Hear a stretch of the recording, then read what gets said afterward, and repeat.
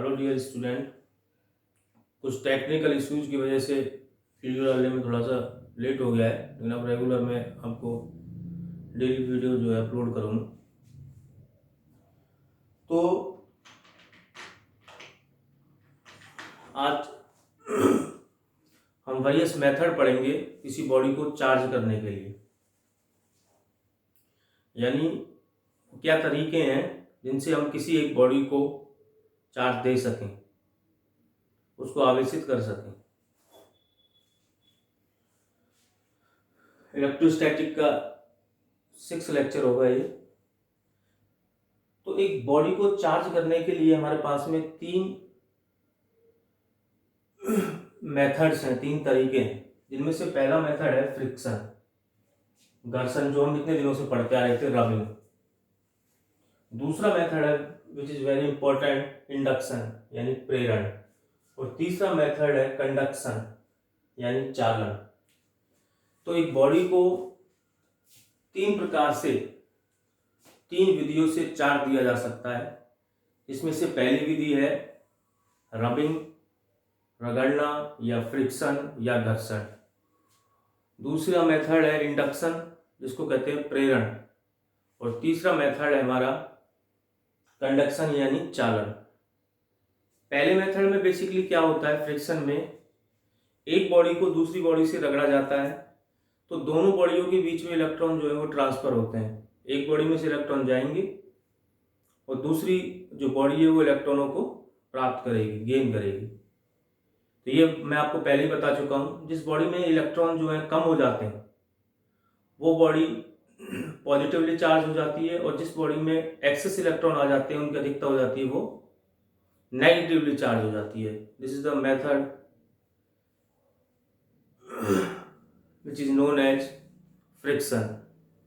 तो मैंने लिख दिया है, in friction when 2 bodies are rubbed together, घर्षण में 2 बॉडियों को रगड़ा जाता है, then electron are transferred from one body to other body। तो इलेक्ट्रॉन एक बॉडी से दूसरी बॉडी में ट्रांसफर होते हैं, स्थानांतरित होते हैं। This makes one body becomes positive charge और while other body becomes negative charge। तो यह है, एक बॉडी को, एक वस्तु को धनावेशित और दूसरी को ऋणावेशित बनाया जाता है। तो यहाँ कोई ज़्यादा इतना इंपॉर्टेंट नहीं है, मैं थोड़ा सा जल्दी लूँगा। सेकेंड मेथड है हमारा induction, which is very important method. Induction में बेसिकली होता क्या है, मैं इसको थोड़ा अच्छे से आपको समझाना चाहूंगा इंडक्शन को।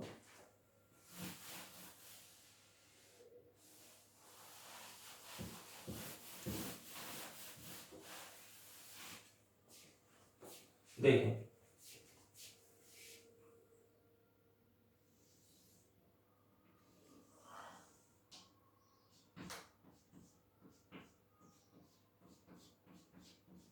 ये हमारे पास में एक चार्ज बॉडी है। मैं टॉपिक पढ़ा रहा हूं आपको, इंडक्शन। चार्ज बॉडी है, इसके पास आवेश है, नेगेटिव भी हो सकता है। इस बॉडी को मैं एक दूसरी बॉडी के पास में लेके गया। इंपॉर्टेंट ये है कि इसमें दोनों बॉडी के बीच में कोई एक दूसरे को ये टच नहीं करती, यानी इन दोनों के बीच में कोई फिजिकल आपस में ये एक दूसरे को ऐसे टच नहीं करेंगी, बस पास में रहेंगे। तो एक चार्ज बॉडी है, इसको किसके नजदीक, नजदीक, इंपॉर्टेंट, वेरी इंपॉर्टेंट, हम इसको नजदीक लेके आए, इसको टच नहीं करवा रहे। समझ में आया? ये न्यूट्रल बॉडी है, तो इसमें जितने पॉजिटिव चार्ज है उतने ही नेगेटिव चार्ज है। जैसे ही मैं इस बॉडी, न्यूट्रल बॉडी को, उदासीन वस्तु को इस चार्ज वस्तु के पास में लेके आता हूं, तो इसका जो सामने वाला पृष्ठ है, ये सामने वाला जो हिस्सा है, इस पर नेगेटिव चार्ज, और पीछे वाला जो सबसे लास्ट हिस्सा है उस पर पॉजिटिव चार्ज अलग अलग हो जाता है। अब इंपॉर्टेंट बात ये है, यानी ये बॉडी क्या करती है, अपने सामने नेगेटिव चार्ज को अट्रैक्ट करती है और रिपेल कर देती है, प्रतिकर्षित कर देती है, जितना दूर हो सके उतना दूर, किस चार्ज को, पॉजिटिव चार्ज को। इसके बाद में ये चार्ज जा नहीं पाएगा, क्योंकि बाहर एयर है और एयर इंसुलेटर होती है, वो चालक होती है। समझ में आया? तो ये यही रहेगा इस बॉडी पर। ये जो मेथड है, माइनस चार्ज अलग हो जाना, प्लस चार्ज अलग हो जाना, इस मेथड को कहते हैं ध्रुवण या पोलराइजेशन।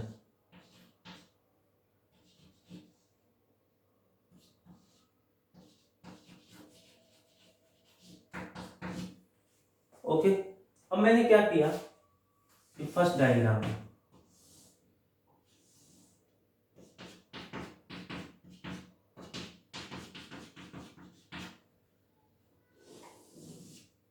यहां पर इस बॉडी पर नेगेटिव चार्ज है और इधर पॉजिटिव चार्ज है। आया समझ में? ये पॉजिटिव चार्ज एक्चुअली जाके नहीं पा रहा है क्योंकि यहाँ पर एयर है, इसके पास कोई रास्ता नहीं है जाने का। मैंने यहाँ एक वायर कनेक्ट किया और उस वायर को अर्थ में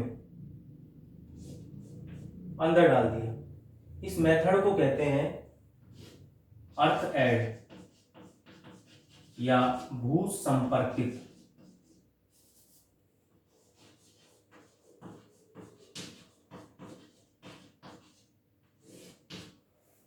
ठीक है, अर्थ एड।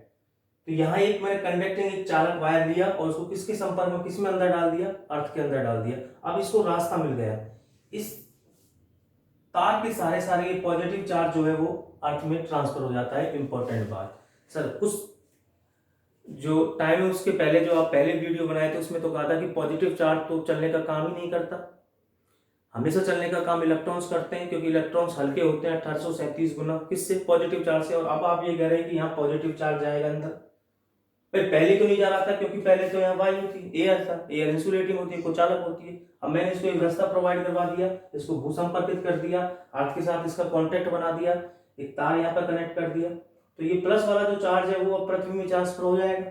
लेकिन प्लस का काम तो है ही नहीं चलना। अब मैं आपको एक इंपॉर्टेंट बात बता रहा हूँ, आज के बाद ये कंफ्यूजन बिल्कुल दूर कर लेना। हाँ, आज भी वही बात है बेटा, पॉजिटिव चार्ज कभी भी चलने का काम नहीं करता है, चलने का काम हमेशा नेगेटिव चार्ज करता है। लेकिन एक लैंग्वेज बना रखी है कि पॉजिटिव चार्ज चला। एक्चुअल में रियलिटी में यहाँ पर क्या हुआ है, यहाँ से इलेक्ट्रॉन आए हैं और इन इलेक्ट्रॉनों ने इस पॉजिटिव चार्ज को न्यूट्रल कर दिया है।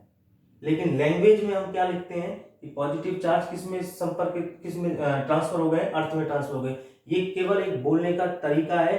रियलिटी में याद रखना, अर्थ में से इलेक्ट्रॉन आए हैं और उन इलेक्ट्रॉनों ने ये जो पॉजिटिव चार्ज है उसको न्यूट्रल कर दिया है। लेकिन मैं बार बार कहूंगा कि पॉजिटिव चार्ज अर्थ में चले गए, पॉजिटिव चार्ज अर्थ में चले गए। आज के बाद कोई कंफ्यूजन नहीं होना चाहिए। पॉजिटिव चार्ज आज भी मैं कह रहा हूँ चलने का काम नहीं करते, लैंग्वेज बनाई हुई है। बाकी अदरवाइज इलेक्ट्रॉन्स आते हैं और वो पॉजिटिव चार्ज को न्यूट्रल कर देते हैं। अब मैंने ये इलेक्ट्रॉन्स यहाँ से आए, पॉजिटिव चार्ज को न्यूट्रल किया, मैंने इस वायर को कट किया। जैसे इस वायर को मैं कट करूंगा तो तीसरे डायग्राम में क्या देखता हूं कि ये बॉडी जो है अब नेगेटिवली चार्ज हो जाती है पूरी की पूरी।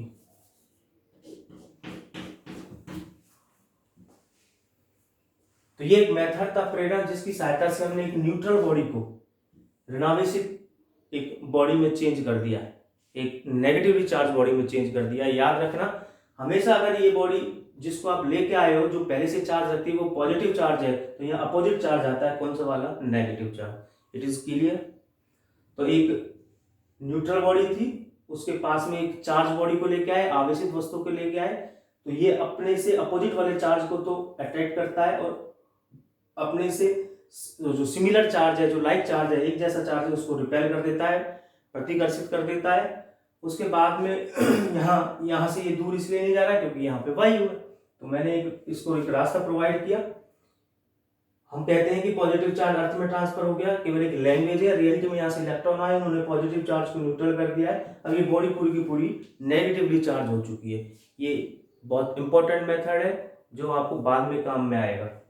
ओके, तो इंडक्शन में मैंने लिख दिया है, if charge body is brought near to a neutral body, यानी कोई आवेशित वस्तु को जब किसी उदासीन वस्तु के पास लाया जाता है, मैंने इंपॉर्टेंट लिया नियर टू, कॉन्टेक्ट में नहीं लाना है, जैसे लाया जाएगा then charge body will attract opposite charge. तो जो चार्ज बॉडी होती है, जो आवेशित वस्तु होती है, वो विपरीत प्रकार के आवेश को तो आकर्षित कर लेती है एंड रिपेल सिमिलर चार्ज, और जो समान प्रकार का चार्ज होता है उसके खुद के जैसा जो चार्ज होता है उसको रिपेल करती है, प्रतिकर्षित कर देती है, present in neutral body, neutral body के अंदर। ठीक है, this makes one side of neutral body positively charge. ये एक साइड को पॉजिटिवली चार्ज बना देता है and other side becomes negatively charge, दूसरी साइड को नेगेटिव चार्ज बना देता है। तो पॉजिटिव चार्ज अलग हो जाते हैं और नेगेटिव चार्ज अलग हो जाते हैं, यानी इस बॉडी का एक हिस्सा तो नेगेटिव चार्ज हो जाएगा और एक हिस्सा पॉजिटिव चार्ज हो जाएगा। आफ्टर इट हम इसको भूसंपर्कित करेंगे, अर्थ ऐड करेंगे, तो जो रिपेल हुआ जो चार्ज है, जो प्रतिकर्षित होकर के चार्ज आया है, वो ट्रांसफर हो जाता है और ये बॉडी ऋणावेशित हो जाती है। इस मेथड को कहते हैं प्रेरण या इंडक्शन। ओके, नेक्स्ट मेथड है चालन। देखें,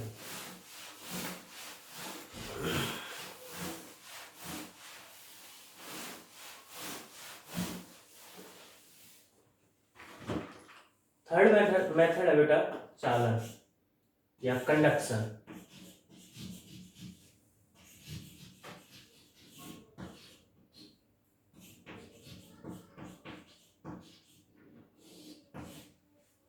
इसमें क्या होता है, प्रेरण में हमने क्या देखा, इंडक्शन में हमने क्या देखा, अगर कोई पॉजिटिव चार्ज बॉडी को आप लेकर के आते हो उदासीन बॉडी के पास में, तो उदासीन बॉडी उससे अपोजिट चार्ज से आवेशित होती है, यानी पॉजिटिव लेकर आ रहे हो तो उदासीन वस्तु नेगेटिव चार्ज होगी। चालन में ऐसा नहीं। देखें, ये एक पॉजिटिव चार्ज बॉडी है,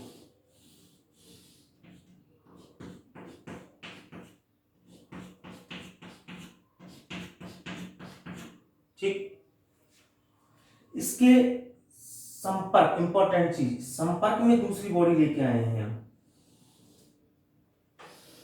अब यहां पास नहीं रखना है, देखना है फिजिकल कांटेक्ट हो रहा है। इंपॉर्टेंट बात, चालन जो है वो केवल कंडक्टर में काम करता है, चालकों के लिए उपयुक्त है। अगर कोई कुचालक वस्तु है तो उसमें ये मेथड काम नहीं करेगा, क्योंकि यहां से जाने आने का रास्ता चाहिए होता है। तो जितनी भी मेटल्स हैं उनके लिए ये विधि लग जाएगी, जितनी भी धातु हैं। लेकिन आप अगर सोचें चौक के टुकड़े और इस चौक के टुकड़े को मैं पास में लेके आऊं और आवेशित बना लूं, तो वो पॉसिबल नहीं, क्योंकि ये तो कुचालक है। तो ये हमेशा किस में काम करता है, चालकों के अंदर काम करता है, ठीक है, कंडक्टर के अंदर काम करता है। क्या हुआ बेटा, ये न्यूट्रल बॉडी थी, ये सपोज ऐसे देखें, ये सारे पॉजिटिव चार्ज मिलकर के, सारे जितने भी हैं, इस एक को धक्का मारते हैं, क्योंकि इन सब के बीच में आपस में रिपल्सन होगा, इसको धक्का मारा और ट्रांसफर कर दिया, ठीक है, ये यहां से गायब। उसके बाद में बाकी के बचे कुछ जितने भी चार्ज हैं वो सब मिल करके इसको धक्का मारेंगे, ये पॉजिटिव चार्ज फिर ट्रांसफर हो गया। क्या सर ये सारे के सारे ऐसे ही धक्के मार के आ जाएंगे? नहीं, ये तब तक यहां पर धक्का मारते रहेंगे कब तक, जब तक दोनों पर समान प्रकार का आवेश नहीं आ जाता। क्योंकि जैसे ही इसके पास चार्ज इससे ज्यादा हुआ, इस बॉडी के पास में अगर चार्ज ज्यादा हो गया तो वापस रिपेल करके भेज देगा, इसलिए तब तक ये धक्का मार सकते हैं, तब तक चार्ज ट्रांसफर होगा जब तक दोनों बॉडियों पर समान प्रकार का आवेश नहीं आ जाता। बेटा ध्यान में, तो कंडक्शन में क्या इंपॉर्टेंट है, दोनों जो बॉडीज है वो चालक होनी चाहिए, दोनों संपर्क में आनी चाहिए, नजदीक नहीं, एक दूसरे को टच करनी चाहिए, तब दोनों बॉडियों पर समान प्रकार का आवेश आ जाता है। अगर पहली बॉडी पॉजिटिव चार्ज है तो दूसरी बॉडी भी पॉजिटिव चार्ज होगी, और आवेश या चार्ज तब तक ट्रांसफर होगा जब तक दोनों पर जो चार्ज है वो सिमिलर वैल्यूज का नहीं हो जाता। Okay, this is the method of चालन। तो 3 तरीके के मेथड है हमारे, सिंपल है। पहला मेथड है आपका रबिंग या घर्षण, फ्रिक्शन, और दूसरा मेथड है इंडक्शन, और तीसरा मेथड है चालन। बेटा दिमाग में, तो चालन में क्या होता है, टच करते हैं हम बॉडियों को, तो सब एक जो आवेशित वस्तु है, जो चार्ज बॉडी है, वो मान लीजिए पॉजिटिव चार्ज है, तो सारे पॉजिटिव चार्जों के बीच रिपल्सन होगा, वो एक पॉजिटिव चार्ज पर धक्का मारेंगे और उसको दूसरी बॉडी में ट्रांसफर कर देंगे। फिर बाकी के बचे कुछ जो चार्ज हैं वो अगले चार्ज पर रिपेल धक्का मारेंगे और दूसरी बॉडी में ट्रांसफर कर देंगे। कब तक सर इस तरीके से धक्का मारेंगे, जब तक दोनों बॉडीज का जो चार्ज है वो सिमिलर नहीं हो जाता। उसके बाद अगर उसको आप एक्स्ट्रा चार्ज देना चाहेंगे तो पॉसिबल नहीं, वो वापस ही रिपेल कर देगा। समझ में आया? तो पॉजिटिव चार्ज आप इसमें बॉडी लेके आए तो दूसरी बॉडी भी कैसी बनी है, पॉजिटिवली चार्ज। अब इस चैप्टर का पहला टॉपिक ले रहा हूं, जिसके बाद से आपके न्यूमेरिकल्स जो है वो स्टार्ट हो जाते हैं, और वो पहला टॉपिक है important,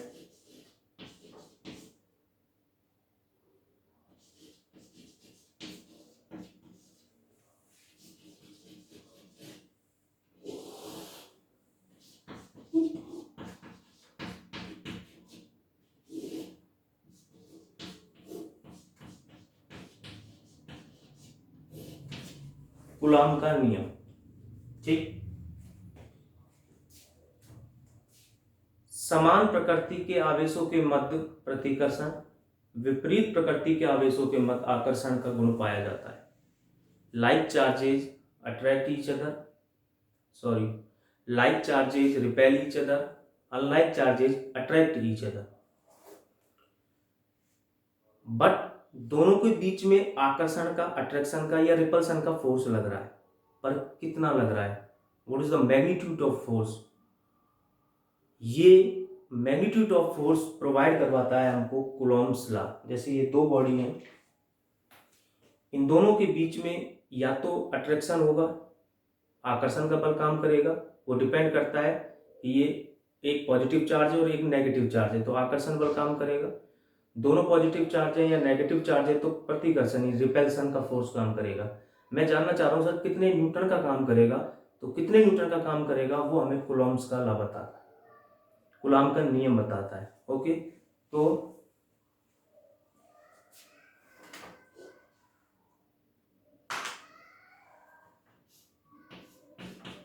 force of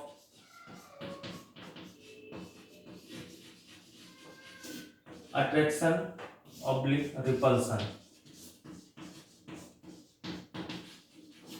between two charged bodies is directly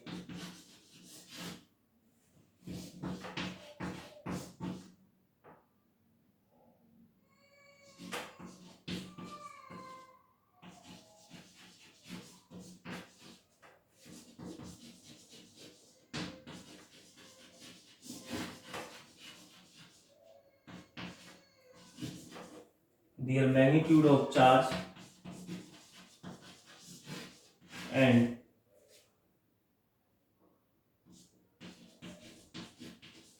inversely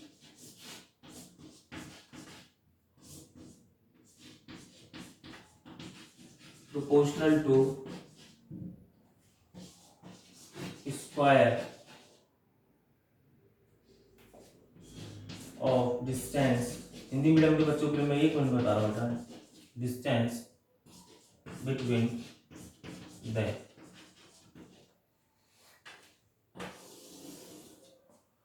force of attraction और रिपल्सन, यानी आकर्षण का बल या प्रतिकर्षण का बल कोई भी दो आवेशित वस्तुओं के मध्य में, ठीक है, तो अब लिखेंगे दो आवेशित वस्तुओं के मध्य लगने वाला आकर्षण बल या प्रतिकर्षण बल। दोनों के जो आवेश हैं, दोनों के जो आवेश हैं, जो चार्ज हैं, उनके मैग्नीट्यूड के प्रोपोर्शनल होता है, और दोनों के बीच की जो डिस्टेंस है उसके स्क्वायर के एंटी प्रोपोर्शनल होता है, यानी दूरी के वर्ग के व्युत्क्रमानुपाती होता है। और मैं क्लियर करता हूं, और जब मैं इसको पढ़ाऊंगा तब आपको कुछ एक दूसरा वाला लॉ एक्चुअली याद आएगा, और वो गुरुत्वाकर्षण ग्रेविटेशनल प्रूफ था। जैसे ये दो चार्ज बॉडी है, पहले पर चार्ज है Q1, दूसरे पे चार्ज है Q2, और इनके बीच की distance centre to centre important कितनी है, R। तो F है मान लीजिए magnitude of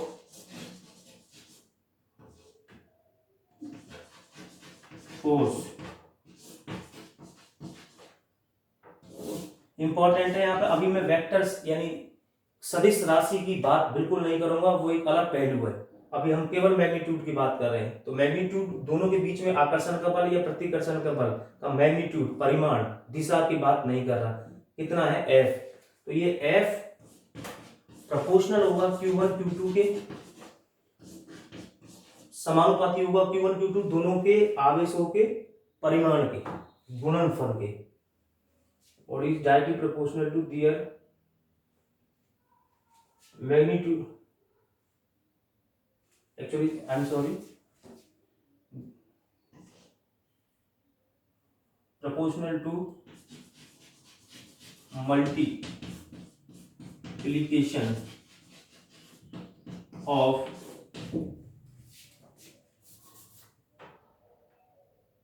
magnitude of charges and inversely proportional to square of distance between them. Okay, now clear. And distance कितनी है दोनों के बीच में r, तो ये इसको हम लिखेंगे 1/r²। दोनों को जब मैं मिला के लिखूंगा तो हमारे पास में फोर्स का मैग्नीट्यूड आएगा F proportional to Q1 Q2 upon में r²।